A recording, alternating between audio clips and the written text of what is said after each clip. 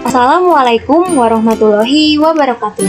Halo anak-anak kelas 2A, bagaimana kabarnya? Semoga sehat selalu ya, dan tetap semangat belajar.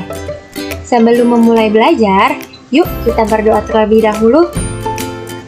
Hari ini kita akan masuk pada tema 4, hidup bersih dan sehat, subtema 1, hidup bersih dan sehat di rumah, pada pembelajaran 3. Sebelum kita masuk pada materi, Ibu akan menyampaikan tujuan pembelajaran kita kali ini. Yang pertama, siswa mampu membedakan tekanan kuat dan lemah pada lagu berbirama 2 atau 3 dengan benar. 2. Siswa dapat memainkan atau menyuarakan tekanan kuat dan lemah pada lagu berbirama 2 atau 3 dengan tepat. 3. Siswa mampu menyebutkan isi informasi teks yang dibaca berkaitan dengan lingkungan tidak sehat menggunakan bahasa lisan dengan benar. 4. Siswa mampu menuliskan isi informasi teks yang berkaitan dengan lingkungan tidak sehat menggunakan bahasa tulis dengan tepat. 5. Siswa mampu menghitung jumlah ruas garis yang membatasi bangun datar. Dan yang keenam, siswa mampu menentukan ruas garis yang membatasi bangun datar. Oke, dari tujuan pembelajaran yang sudah Ibu sampaikan, kita akan mempelajari 3 muatan pembelajaran, yaitu ada SBDP, Bahasa Indonesia, dan Matematika. Sudah siap belajar? Yuk kita mulai! Nah, yang pertama kita akan simak dan dengarkan secara bersama-sama lagu yang berjudul Membuang Sampah.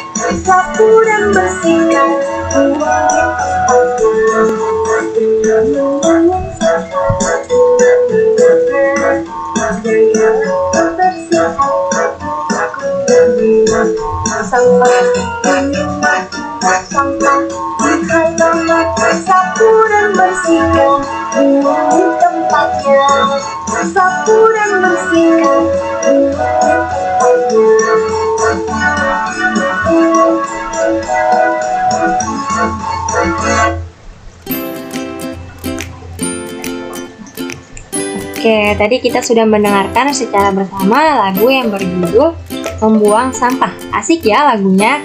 Nah, pada lagu tersebut ada beberapa baris yang memiliki tanda atau simbol. Nah, itu disebut dengan tanda dinamik atau tanda dinamika. Nah, tanda atau baris yang memiliki tanda dinamikanya garis mendatar seperti ini, maka dinyanyikan dengan keras. Apabila baris yang memiliki tanda dinamika yang garis melengkung seperti ini, maka dinyanyikan dengan lembut. Dan baris yang tidak memiliki tanda dinamika, maka dinyanyikan dengan biasa. Nah, apa ya kegunaan dari tanda dinamika?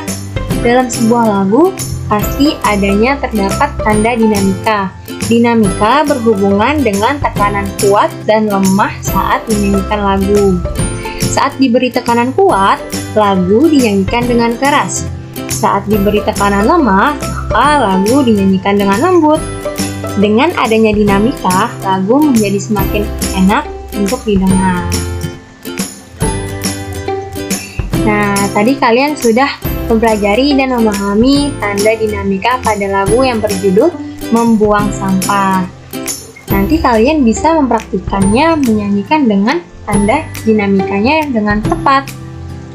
Nah, dari lagu tersebut ada isi pesan atau berisi, yaitu kita tidak boleh atau jangan membuang sampah sembarangan. Nah, kita harus membuang sampah pada tempatnya dan kita harus menjaga kebersihan lingkungan. Selanjutnya, perhatikan teks percakapan cicak dan kecoa. Mengapa di sekitarmu banyak sampah dan kecoa? Manusia selalu membuang sampah ke sini. Jika kamu jadi manusia, apa yang akan kamu lakukan? Aku akan membuang sampah ke tempatnya. Kalau tidak, rumah akan kotor dan bau. Rumah juga akan menjadi sarang penyakit karena banyak kuman. Setuju? Kita harus membudayakan hidup bersih dan sehat. Nah, dari percakapan yang dilakukan oleh cicak dan kecoa yaitu membahas tentang manusia yang selalu membuang sampah sembarangan. Ayo, di sini siapa yang suka membuang sampah sembarangan? Nah, mulai hari ini kita harus membuang sampah pada tempatnya. Kemudian, kecoa juga membayangkan jika ia menjadi manusia, ia akan membuang sampah di tempat sampah. Karena rumah akan bau dan kotor jika kita membuang sampah sembarangan. Rumah juga akan menjadi sarang penyakit. Maka dari itu, kita harus menjaga kebersihan rumah dan lingkungan kita. Nah, dari teks percakapan yang dilakukan cicak dan kecoa yaitu mengandung sebuah informasi. Apa itu informasi? Informasi adalah sekumpulan fakta yang menggambarkan sebuah peristiwa atau kejadian tertentu. Informasi bermanfaat agar kita mengetahui atau memahami suatu hal. Bagaimana ya cara kita memperoleh informasi penting dari teks? Cara kita agar memperoleh sebuah informasi penting dari teks yaitu yang pertama, membaca judul teks. Kedua, membaca teks dengan cermat untuk mengetahui isi teks. Ketiga, membuat daftar pertanyaan untuk setiap paragraf, sehingga memudahkan dalam memperoleh informasi dari teks. Nah, dalam membuat daftar pertanyaan, kita dapat menggunakan rumus adik simbah. Masih ingat rumus adik simbah? Yaitu rumus singkatan dari pertanyaan atau kata tanya apa, di mana, kapan, siapa, mengapa, dan bagaimana.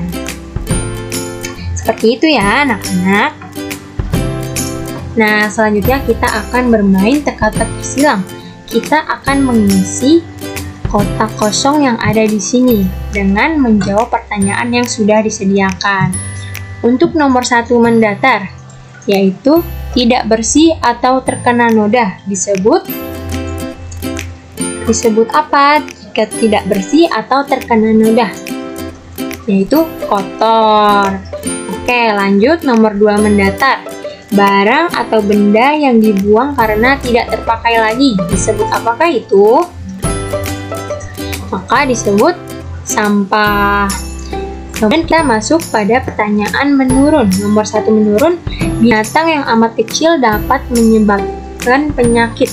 Nah, binatang apa ya yang sangat kecil dan menyebabkan penyakit? Nah, binatangnya diawali dengan huruf K, yaitu kuman. Dan nomor 3 menurun, yaitu sesuatu yang kurang sedap ditangkap indera penciuman. Apa ya yang dimaksud dengan ketika kita mencium sesuatu namun kurang sedap atau tidak enak? Yaitu bau. Oke, hebat ya anak-anak. Lanjut. Nah, sekarang kalian perhatikan gambar berikut ini. Di sini terdapat sebuah gambar ruangan yang sangat berantakan ya. Terdapat potongan kertas, kemudian makanan yang berserakan, mainan yang berserakan, terdapat juga air minum yang tumpah, dan sebagainya. Apa pendapatmu dari gambar di atas? Nah, menurut kalian, gambar di atas di sini yaitu sebuah ruangan yang tidak bersih dan tidak rapi ya. Sangat berantakan dan tentunya tidak sehat yang akan menyebabkan sarang penyakit.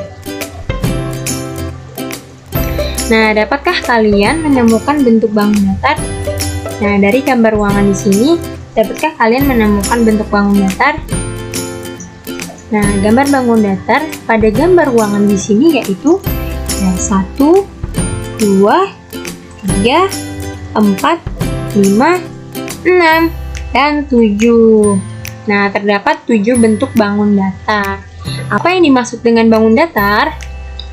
Bangun datar merupakan bagian dari bidang datar yang dibatasi oleh ruas garis. Bangun datar juga dapat dikatakan sebagai bangun yang memiliki permukaan rata dan berbentuk dua dimensi. Perhatikan gambar bangun datar segitiga di bawah ini. Nah, di sini terdapat gambar bangun datar segitiga ABC. Ruas garis pada bangun datar segitiga dapat kita lihat pada gambar segitiga ABC di atas. Nah, segitiga ini memiliki 3 ruas garis. Ruas garis tersebut yaitu AB, BC, dan CA. Lanjut. Nah, anak-anak, apakah kalian tahu nama bangun datar pada gambar berikut ini? Nah, pada gambar bangun datar di sini bernama atau dinamakan layang-layang. Ruas garis pada bangun datar layang-layang berdasarkan gambar layang-layang ABCD, yaitu memiliki 4 ruas garis. Ruas garis tersebut adalah AB, BC, CD, dan AD. Seperti itu ya anak-anak. Mudah bukan? Dalam menentukan dan menghitung jumlah ruas garis yang membatasi pada bangun datar. Nah, setelah kalian mempelajari dan memahami materi hari ini, kalian mengerjakan yang pertama ada tugas bahasa Indonesia. Setelah membaca teks percakapan cicak dan kecoa, jawablah pertanyaan berikut ini. Kemudian ada tugas matematika, yaitu tuliskan banyak ruas garis yang membatasi pada gambar bangun datar berikut ini.